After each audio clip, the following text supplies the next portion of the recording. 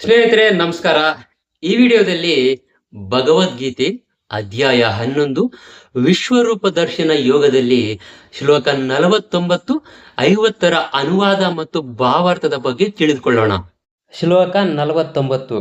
ಮಾತೆ ವ್ಯತಾ ಮಾ ಚ ವಿಮೂಢ ಭಾವೋ ದೃಷ್ಟ್ವಾ ರೂಪಂ ಘೋರಮಿದೃಂಜುಮಮೇದಂ ವ್ಯಪೇತಭೀಃ ಪ್ರೀತಮನಾಃ ಪುನಸ್ತ್ವಂ ತದೇವ ಮೇ ರೂಪಮಿದಂ ಪ್ರಪಶ್ಯ.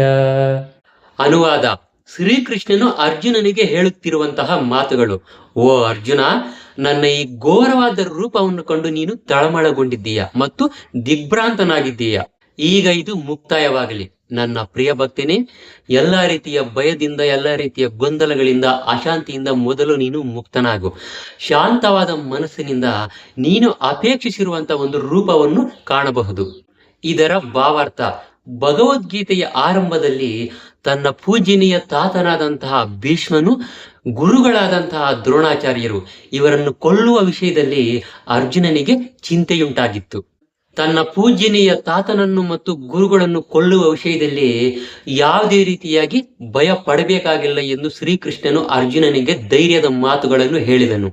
ಕುರುಸಭೆಯಲ್ಲಿ ಎಲ್ಲರೂ ನೋಡುವಂತೆ ದ್ರೌಪದಿಯ ಸೀರೆಯನ್ನು ಎಳೆದಾಗ ಆ ಕುರುಸಭೆಯಲ್ಲಿ ದ್ರೋಣಾಚಾರ್ಯರು ಮತ್ತು ಭೀಷ್ಮರು ಕೂಡ ಇದ್ದರೂ ಕೂಡ ಅವರ ಕರ್ತವ್ಯವನ್ನು ಮರೆತು ಅಲಕ್ಷ್ಯ ಮಾಡಿದ ಕಾರಣಕ್ಕಾಗಿ ಅವರಿಬ್ಬರನ್ನು ಕೊಲ್ಲುವ ಅವಶ್ಯಕತೆ ಇದೆ ಅಂತ ಅರ್ಜುನನಿಗೆ ಶ್ರೀಕೃಷ್ಣನು ಹೇಳಿದನು. ತಮ್ಮ ಅನ್ಯಾಯದ ಮತ್ತು ಅಧರ್ಮದ ಕಾರ್ಯಗಳಿಂದ ಅವರು ಆಗಲೇ ಸತ್ತಿದ್ದಾರೆ ಎನ್ನುವುದನ್ನು ಅರ್ಜುನನಿಗೆ ತಿಳಿಯಪಡಿಸುವುದಕ್ಕೋಸ್ಕರ ಶ್ರೀಕೃಷ್ಣನು ವಿಶ್ವರೂಪವನ್ನು ತೋರಿಸಿದನು. ಭಕ್ತರು ಯಾವಾಗಲೂ ಶಾಂತವಾಗಿರುತ್ತಾರೆ ಮತ್ತು ಇಂತಹ ಘೋರವಾದ ಕಾರ್ಯಗಳನ್ನು ಮಾಡುವುದಿಲ್ಲ. ಆದ್ದರಿಂದ ಅರ್ಜುನನಿಗೆ ಇಂತಹ ಒಂದು ದೃಶ್ಯವನ್ನು ತೋರಿಸಲಾಯಿತು. ವಿಶ್ವರೂಪದ ಪ್ರಕಟಣೆಯ ಉದ್ದೇಶವನ್ನು ಅರ್ಜುನನಿಗೆ ತೋರಿಸಿದ್ದಾಯಿತು. ಈಗ ಅರ್ಜುನನು ಚತುರ್ಭುಜನಾದ ನಾರಾಯಣನ ಸಾಮಾನ್ಯ ಸ್ವರೂಪವನ್ನು ತೋರಿಸಲು ಬಯಸಿದನು ಮತ್ತು ಕೃಷ್ಣನು ಅದನ್ನು ತೋರಿಸಿದನು.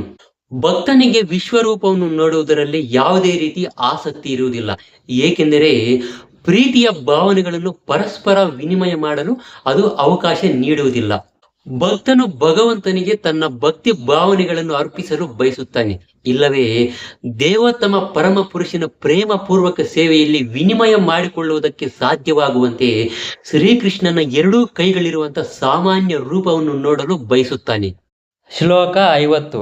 ಸಂಜಯ ಉವಾಚ ಇತ್ಯರ್ಜುನಂ ವಾಸುದೇವಸ್ತತೋಕ್ತ್ವಾ ಸ್ವಕಂ ರೂಪಂ ದರ್ಶಯಾಮಾಸ ಭೂಯಃ ಆಶ್ವಾಸಯಾಮಾಸ ಚ ಪೀತಮೇನಂ ಭೂತ್ವಾ ಪುನಃ ಸೌಮ್ಯ ವಪುರ್ಮಹಾತ್ಮ. ಅನುವಾದ: ಸಂಜಯನು ಧೃತರಾಷ್ಟ್ರನಿಗೆ ಹೇಳಿದನು. ದೇವೋತ್ತಮ ಪರಮ ಪುರುಷನಾದ ಶ್ರೀಕೃಷ್ಣನು ಈ ಎಲ್ಲ ವಿಷಯಗಳನ್ನು ಅರ್ಜುನನಿಗೆ ಹೇಳಿ ತನ್ನ ಚತುರ್ಭುಜನಾದ ನಾರಾಯಣ ರೂಪವನ್ನು ತೋರಿಸಿದನು ಮತ್ತು ಕಡೆಗೆ ಎರಡೂ ಕೈಗಳಿರುವಂತಹ ಸಾಮಾನ್ಯ ರೂಪವನ್ನು ತೋರಿಸಿ ಭಯಗೊಂಡಿದ್ದಂತಹ ಅರ್ಜುನನಿಗೆ ಧೈರ್ಯವನ್ನು ಕೊಟ್ಟನು.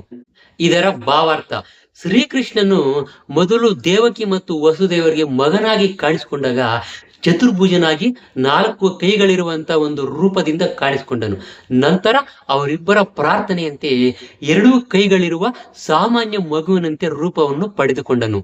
ಈ ರೀತಿಯಲ್ಲಿ ಅರ್ಜುನನು ಚತುರ್ಭುಜ ರೂಪವನ್ನು ನೋಡಲು ಆಸಕ್ತಿ ಇಲ್ಲ ಎನ್ನುವ ವಿಷಯವು ಶ್ರೀಕೃಷ್ಣನಿಗೆ ತಿಳಿದಿತ್ತು. ಆದರೆ ಅರ್ಜುನನ ಕೋರಿಕೆಯಂತೆ ಚತುರ್ಭುಜ ರೂಪವನ್ನು ನೋಡಲು ಬಯಸಿದನು. ಆ ಕಾರಣದಿಂದ ಶ್ರೀಕೃಷ್ಣನು ಚತುರ್ಭುಜನ ರೂಪವನ್ನು ತೋರಿಸಿ ನಂತರ 2 ಕೈಗಳಿರುವಂತಹ ಸಾಮಾನ್ಯ ರೂಪದಲ್ಲಿ ಕಾಣಿಸಿಕೊಂಡನು. ಸೌಮ್ಯ ವಪುಹು ಎನ್ನುವ ಪದವು ತುಂಬಾ ಅರ್ಥವತ್ತಾಗಿದೆ. ಸೌಮ್ಯ ವಪುಹು ಎಂದರೆ ತುಂಬಾ ಸುಂದರವಾದಂತಹ ರೂಪ ಅಂತ ಅರ್ಥ. ಇದು ಅತ್ಯಂತ ಮೋಹಕ ರೂಪವೆಂದು ಪ್ರಸಿದ್ಧಿಯಾಗಿದೆ. ಕೃಷ್ಣನಿದ್ದಲ್ಲಿ ಪ್ರತಿಯೊಬ್ಬರು ಕೂಡ ಅವನ ರೂಪದಿಂದಲೇ ಆಕರ್ಷಿತರಾಗುತ್ತಿದ್ದರು. ಶ್ರೀಕೃಷ್ಣನು ವಿಶ್ವದ ಸೂತ್ರಧಾರಿಯಾದದ್ದರಿಂದ ತನ್ನ ಭಕ್ತನಾದಂಥ ಪ್ರಿಯ ಶಿಷ್ಯನಾದ ಅರ್ಜುನನ ಭಯವನ್ನು ತೊಡೆದು ಹಾಕಿದನು. ಬ್ರಹ್ಮ ಸಂಹಿತೆಯಲ್ಲಿ ಹೇಳಿರುವಂತೆ ಪ್ರೇಮಾಂಜನಚ್ಚುರಿತ ಭಕ್ತಿ ವಿಲೋಚನೇನ, ಅಂದರೆ ಪ್ರೇಮದ ಅಂಜನವನ್ನು ಯಾರ ಕಣ್ಣುಗಳಿಗೆ ಹಚ್ಚಿರುತ್ತದೆಯೋ ಅಂಥವರು ಮಾತ್ರ ಶ್ರೀಕೃಷ್ಣನ ಒಂದು ಸುಂದರವಾದ ರೂಪವನ್ನು ನೋಡಲು ಸಾಧ್ಯವಾಗುತ್ತೆ ಅಂತ ಹೇಳಲಾಗಿದೆ.